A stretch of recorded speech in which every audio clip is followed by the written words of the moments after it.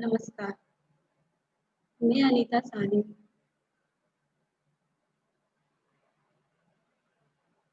अनुदेश का राजकीय औद्योगिक प्रशिक्षण संस्थान मोहम्मदाबाद गन्ना मऊ व्यवसाय ड्रेस मेकिंग विशेष सैद्धांतिक के पाठ्यचर्या पर अंकित सिलाई मशीन का इतिहास, सिलाई मशीन के प्रकार, ड्रेस मेकिंग व्यवसाय की अन्य उपयोगी मशीनें, साधारण घरेलू सिलाई मशीन के मुख्य पुर्जे एवं उनका कार्य, सिलाई मशीन का रख रखाव, मशीन के विभिन्न पुर्जों की सफाई, मशीन में तेल देने का स्थान, मशीन की खराबियां एवं निवारण के उपाय आदि प्रसंग पर आज प्रशिक्षण प्रदान करूंगी।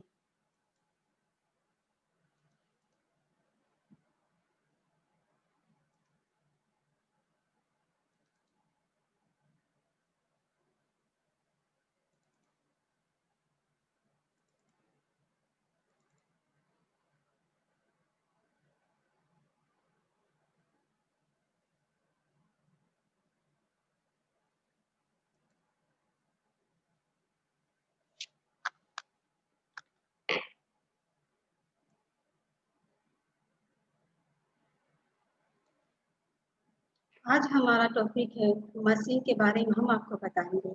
मशीन सिलाई मशीन का इतिहास। शुरुआती दौर से ही सिलाई मशीन के खोजकर्ताओं के आविष्कार एवं प्रकार पर बहस करते रहे। वास्तव में कहानी 1755 ईस्वी लंदन में शुरू होती है, जब एक जर्मन अप्रवासी चार्ल्स वेस्टरथन ने सिलाई की सुई का एक सौ लिया, लेकिन यहाँ भी मशीन की खोज की बात नहीं हुई और 34 साल बीतने के बाद एक अंग्रेज थॉमस सेंट ने एक मशीन का आविष्कार किया, जिसे सिलाई मशीन कहा गया। 1790 ईस्वी में एक आविष्कारक ने सूजा सहित चमड़े के छेदों को सिलने वाली मशीन का एक सौ लिया। सन 1810 में खोजकर्ता बालेसर क्रेम्स ने एक सिलाई मशीन बनाई। एक ऑस्ट्रेलियन दर्जी जोसेफ मेडर स्पिजर ने 1814 में मशीनों की श्रृंखला तैयार करते हुए एक सौ लिया।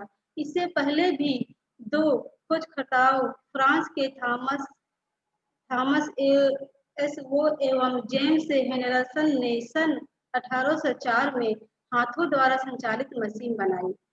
अमेरिका में भी 1818 में जॉन डोजी एवं उसके साथी जॉन नोल्स ने भी मशीन का निर्माण किया। 1830 में बर्थेलेमी टिमेनियन ने भी फ्रांस में मशीन का एक सौ लिया। यह पूरी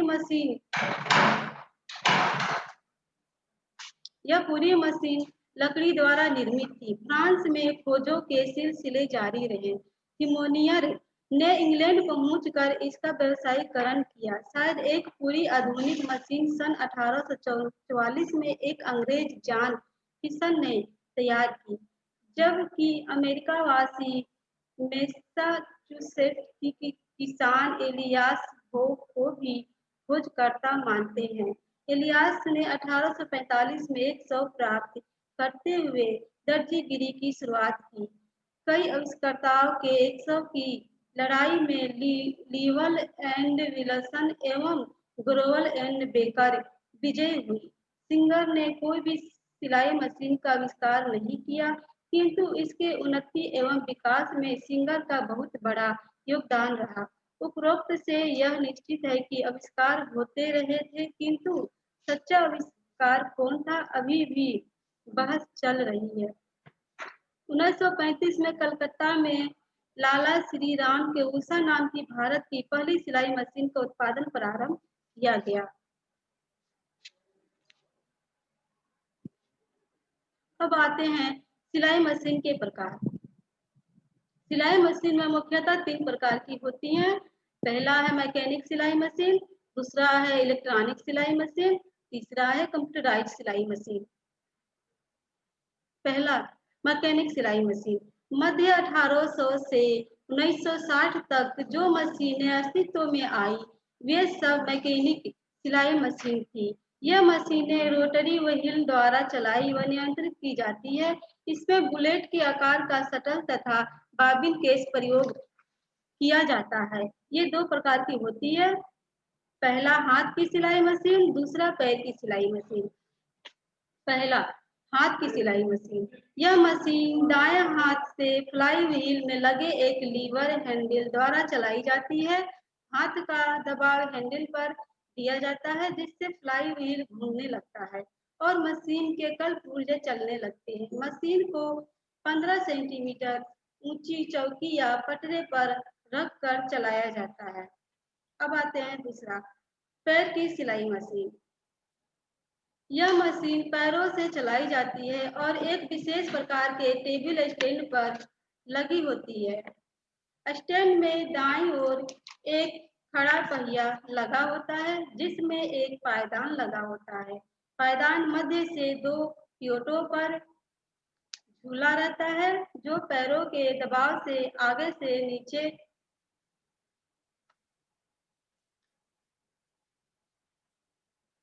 से नीचे की ओर तथा पीछे से ऊपर की ओर जाता है तथा उल्टा होता है।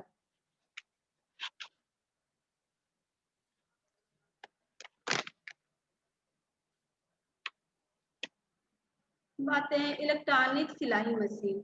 ये मशीन 900 में प्रचलित हुई।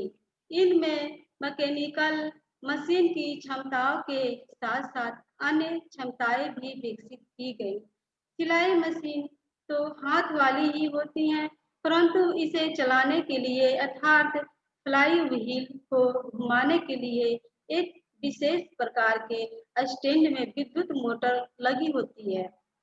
जब पेंडल में लगे विद्युत स्विच को दबाते हैं तो विद्युत मोटर चलने लगती है। थर्ड नंबर, कंप्यूटराइज सिलाई मशीन। यह मशीनें इलेक्ट्रॉनिक सिलाई मशीन की भांति ही होती हैं, किंतु इसमें एक माइक्रो प्रोसेसर का प्रयोग किया जाता है जो कार्ड की सहायता से नई जानकारियां मशीन तक पहुंचाता है तथा पैटर्न बनाता है। मशीन सभी कार्य अपने आप करती है। ड्रेस मेकिंग व्यवसाय की अन्य उपयोगी मशीनें। टेलरिंग में हाथ की सिलाई मशीन, विद्युत सिलाई मशीन तो उपयोगी है। इसके साथ अतिरिक्त इस व्यवसाय में उपयोगी मशीनों का विवरण निम्न प्रकार है।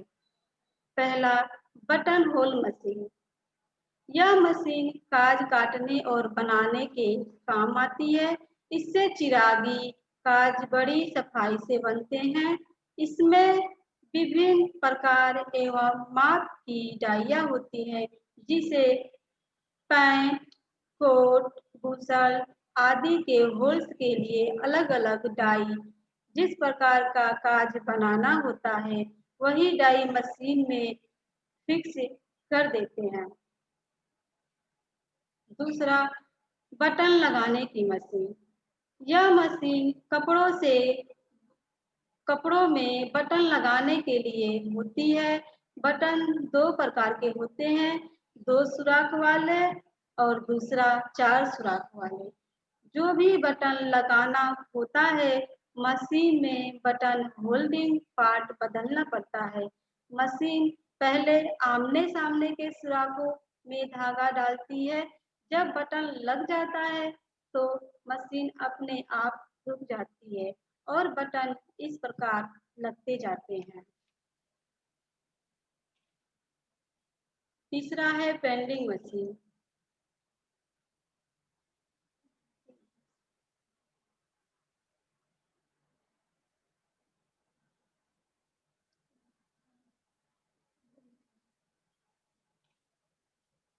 यह मशीन कॉलर में बुकरम देकर पेंडिंग के टाके लगाने के काम आती है।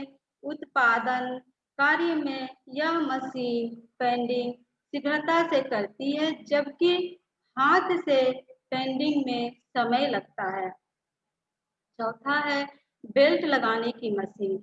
इस मशीन में 2 सुइयां लग चलती है और एक ही बार में बेल्ट की दोनों सिलाइयां हो जाती है। इस प्रकार एक बार में ही बेल्ट तैयार हो जाती है। पांचवा है डबल सुई मशीन। इस मशीन में 2 सुइयां लगी होती हैं और एक साथ काम करती हैं। यह मशीन बुशर्ट, कमीज आदि में दोहरी सिलाई करने के काम आती है। जहां उल्टे सीधे दोनों ओर 2 सिलाइयां दिखाई देती हैं, वह इससे एक साथ हो जाती है। 6 नंबर है इंटरलॉकिंग मशीन। यह मशीन कपड़े की सिलाई के पश्चात सिलाई खुलने से रोकने के लिए किनारों पर एक घुमावदार सिलाई करने के काम आती है। यह कमीज, बुशर्ट तथा कपड़ों की सिलाई पर किनारे की ओर की जाती है। 7वां है पिको मशीन। यह मशीन दुपट्टे, साड़ियों आदि के किनारों पर पिको करने के काम आती है, जिससे कपड़े के धागे नहीं निकलते। अब अगला हेडिंग है साधारण घरेलू सिलाई मशीन के मुख्य पुर्जे एवं उनका कार्य। घर में प्रयोग होने वाली साधारण मशीन के पुर्जों को भली भांति 5 भागों में विभाजित कर समझा जा सकता है। पहला है फ्रेम प्लेट यानी आगे का भाग, दूसरा है बॉडी पार्ट्स यानी मध्य का भाग, तीसरा है हैंडिंग पार्ट्स यानी दाईं ओर का भाग, घ है इनर पार्ट्स यानी नीचे मशीन के नीचे यानी अंदरूनी भाग, अड़ है पैर के भाग यानी पावदान। अब देखते हैं क फेस प्लेट।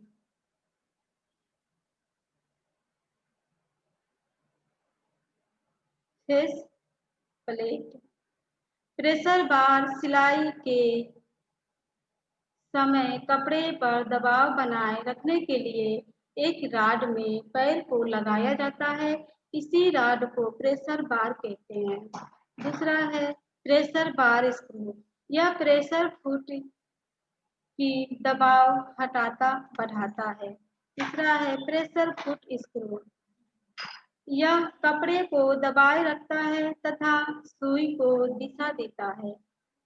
अगला है प्रेशर फुट। यह कपड़े को दबाए रखता है तथा सुई को दिशा देता है। निडिल बार यह सुई को बांधे रखता है और चलाता है। अगला है क्लैंप स्क्रू। यह सुई निडिल बार से कसे रहता है। थ्रेड टेंशन डिवाइस धागे की गति को नियंत्रित करता है। 8वां है थ्रेड टेंशन स्क्रू धागे के कसाव को नियंत्रित करता है। 9वां है प्रेशर बार लिफ्टर। साधारण भाषा में इसे घोड़ा कहते हैं। यह प्रेशर फुट को ऊपर नीचे करता है। Take up lever. Take up lever जो मशीन के पीछे वाले भाग में होता है, जिसमें हम धागा डालते हैं और मशीन चलाने पे ऊपर नीचे होता है, उसी को कहते हैं। सुई को धागा देता है तथा ऊपर नीचे होकर धागा खींचता है। थ्रेड गाइड इसे कुंडी भी कहते हैं। यह धागे की दिशा निर्धारित करता है। 12वां है फेस प्लेट स्क्रू। सफेद सिल्वर कलर की प्लेट को बांधे रखता है। 13 नंबर है सुई। सिलाई का मुख्य उपकरण जो निडिल बार में फिक्स रहती है। 14 है निडिल प्लेट। इसमें 2 छेद होते हैं। एक छेद से सुई नीचे से धागा लेती है, दूसरा छेद कढ़ाई की प्लेट फिक्स करने के काम आता है। 15 नंबर है स्लाइड प्लेट। निडिल प्लेट के पास ही यह प्लेट होती है। इसे बाहर की तरफ खिसकाकर नीचे बॉबिन केस निकालने व लगाने का काम करते हैं। 16 नंबर है फीड डाल। निडिल प्लेट के नीचे लगे होते हैं तथा कपड़े को आगे खिसकाने का कार्य करते हैं। बी नंबर है बॉडी पार्ट। बॉबिन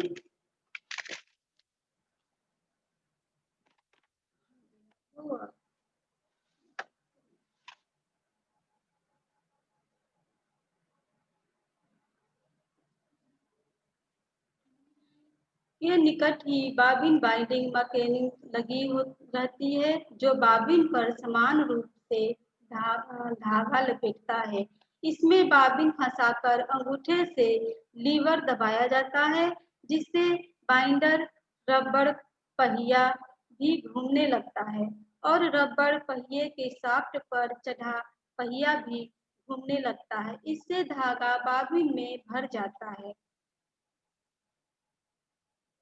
दूसरा है स्टिच रेगुलेटर। इससे स्टिच या बखिया को मोटा या बारीक किया जाता है। इस इस पर एक स्केल 0 से 5 नंबर तक छपा हुआ रहता है। रेगुलेटर के स्क्रू को ढीला करके रेगुलेटर को ऊपर नीचे किया जाता है। बखिया कितनी मोटी चाहिए वहां पर रेगुलेटर खिसकाकर स्क्रू कस दिया जाता है। तीसरा है स्क्रू पिन। धागे की रील खड़ी करने के लिए बॉडी में 3 पतली रॉड लगी होती है, 2 बॉडी के ऊपर तथा एक आधार पर। चौथा है चेक अप लीवर। यह मशीन की बॉडी के पिछले भाग में एक चक्कर के समान होता है जो लीवर के चारों ओर घूमता है। 3 नंबर है हैंडल पार्ट। यह मशीन के दाईं ओर का भाग है जिसका नाम है handle driver, driver lever, flywheel, large gear, small gear, stop motion screw. D number है इनर पार्ट्स। मशीन के अंदरूनी या नीचे के भाग को इनर पार्ट्स कहते हैं जो निम्न प्रकार के हैं। Heat dog shaft, bobbin, bobbin case, shuttle race ring, shuttle race spring, shuttle race assembly, machine के नीचे का बक्सा। ई नंबर है पैर के भाग। साधारण घरेलू सिलाई मशीन में ट्रेडल पार्ट्स जोड़कर मशीन चलाने अधिक कार्यकुशल हो जाती है क्योंकि पैर से मशीन चलाने के कारण सिलाई के लिए दोनों हाथ फ्री हो जाते हैं जिससे कपड़ों की सिलाई में सफाई आती है। साथ ही कार्य भी जल्दी होता है। मुख्य ट्रेडल पार्ट्स निम्न है। पहला है आयरन स्टैंड, दूसरा है ट्रेंडल, तीसरा है सेंट्रल ब्रेस, चौथा है स्टैंड फ्लाई व्हील, 5 है बेल्ट, 6 नंबर है बेल्ट शिफ्टर, 7 नंबर है ड्रेस गार्ड, 8 है वुडन टेबल। अब आगे नेक्स्ट है सिलाई मशीन का रख रखाव। सिलाई मशीन को हम कैसे रखेंगे इसके बारे में हम बताते हैं।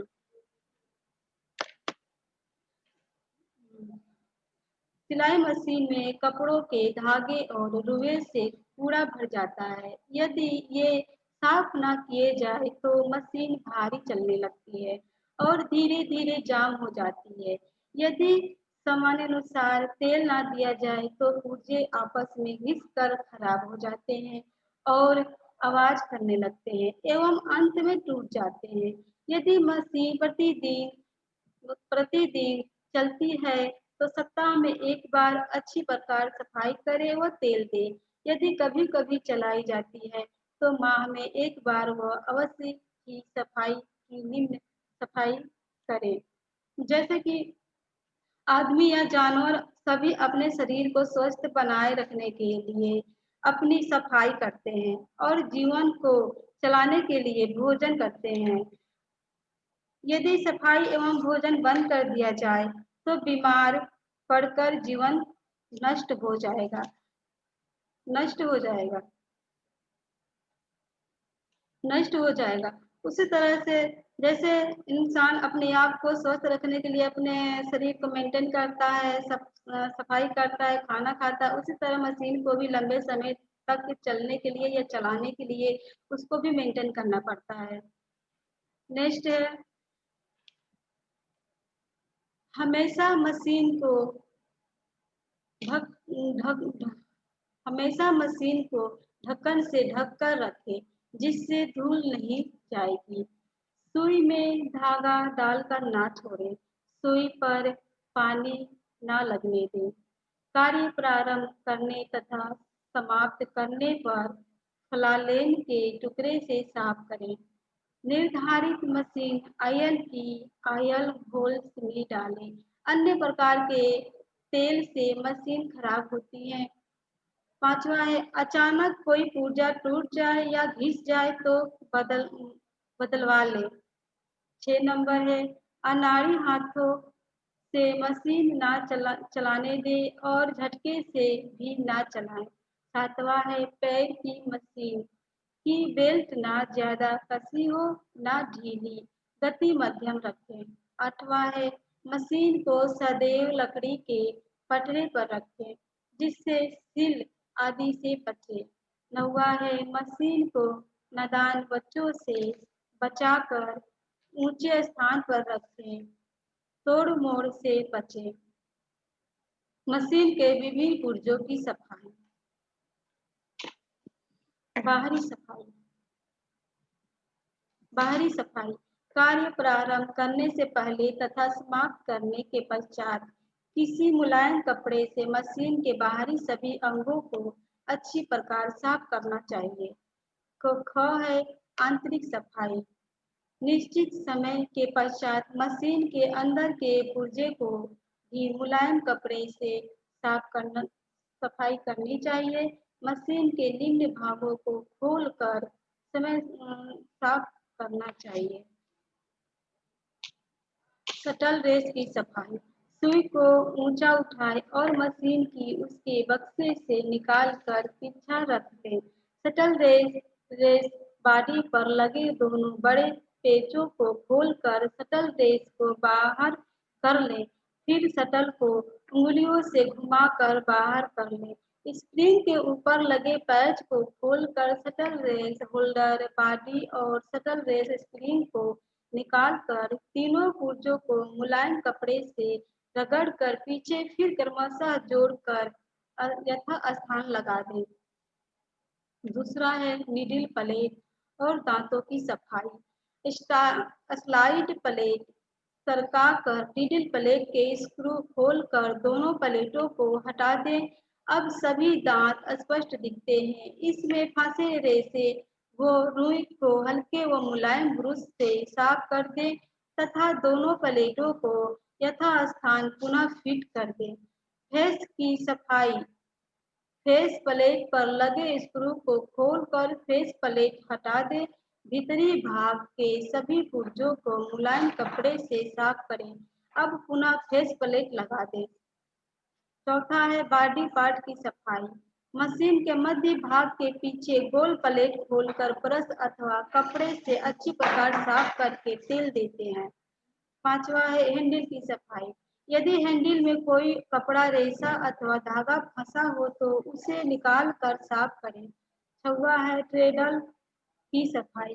पैर के प्रत्येक भाग को भली भांति पोंछ कर साफ करें तथा समय समय पर आवश्यकतानुसार तेल डालें। मशीन में तेल देने का स्थान।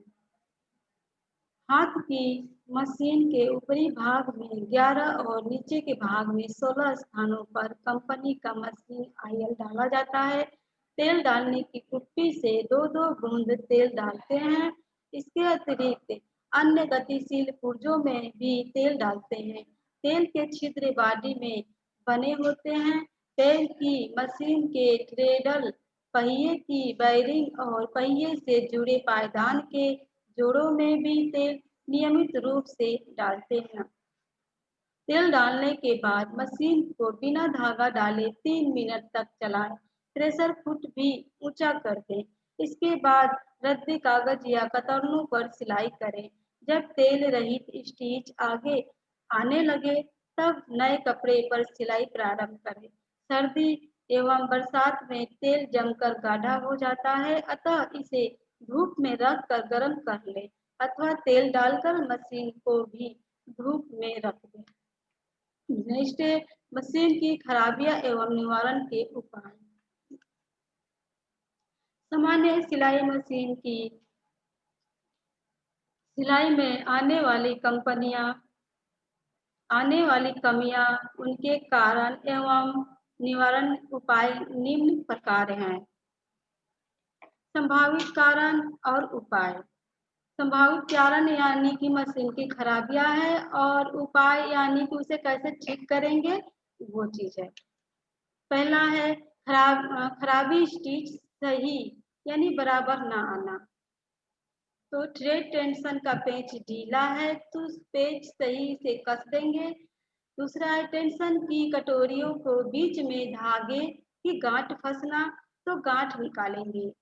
तीसरा है बाबिन की पत्ती कसी होना यानी पत्ती ढीली करे, अगर ज्यादा कसा रहेगा तो धागा टूट जाएगा, तो उसे हम ढीला करेंगे। टेंशन का पेच ढीला, टेंशन का पेच कसे, अगर ज्यादा ढीला रहेगा टेंशन का पेच तो धागा हमारा अधिक खींचेगा और सिलाई सही नहीं आएगी। खराबी। दूसरा है खराबी यानी खराबी या सुई टूटना। पहला है प्रेशर फुट का स्क्रू ढीला, उसको सही करेंगे, अच्छी प्रकार से कसेंगे। स्क्रू का खांचों में फिट ना होना। सुई उपाय है सुई अच्छी प्रकार खांचे में फिट करें।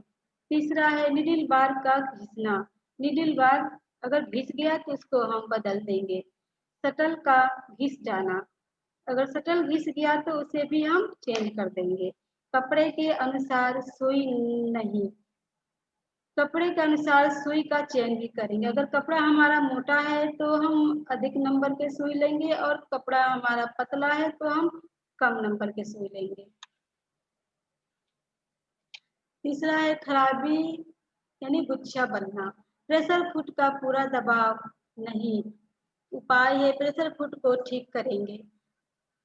थ्रेड टेंशन का स्क्रू ढीला होना, तो उसको स्क्रू टाइट करके सही करेंगे। टेंशन की कटोरियों के बीच धागे की गांठ फंसना, तो गांठ निकाल देंगे। टेक अप लीवर तथा टेंशन से धागा पास नहीं किया, धागे सही सही स्थान से पास करेंगे। सुई धागे कपड़े का मेल ठीक नहीं। सुई और धागा कपड़े की मोटाई के अनुसार चुनेंगे। जैसा हमारा सुई और धागा रहेगा उसी अनुसार हम कपड़े का भी चयन करेंगे। खराबी टाका छोड़ना, सुई की नोक टूटी हो सकती है, सुई देखकर बदलें। सुई की नोक टूटी हो सकती है, सुई ठीक प्रकार से लगाएं। शटल या ड्राइवर सही फिट ना हो तो दोनों चेक करें और सही फिट करें। निडिल बार ऊपर या नीचे फिट हो तो निडिल बार सही एडजस्ट करें। कपड़े में अधिक मोड़ मोड़ लगा हो, कपड़े को धोकर मार निकालें। पांचवा है खराबी बाबिन का धागा टूटना। बाबिन ज्यादा भरा हो सकता है, बाबिन निकालकर धागा कम करें। बाबिन केस से धागा कसा आ रहा है, बाबिन केस का स्क्रू ढीला करेंगे।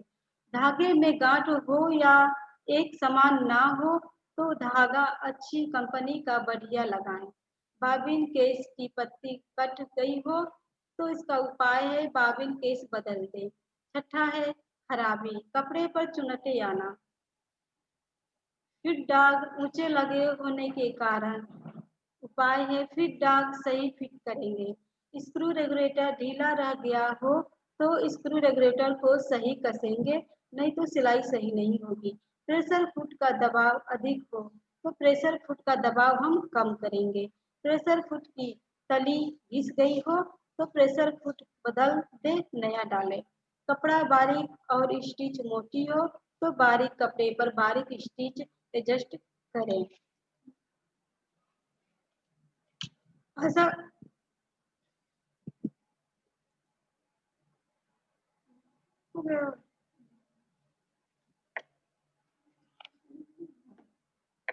आशा करते हैं आज मैंने स्विंग मशीन एवं रख रखाव पर आपको प्रशिक्षण प्रदान किया।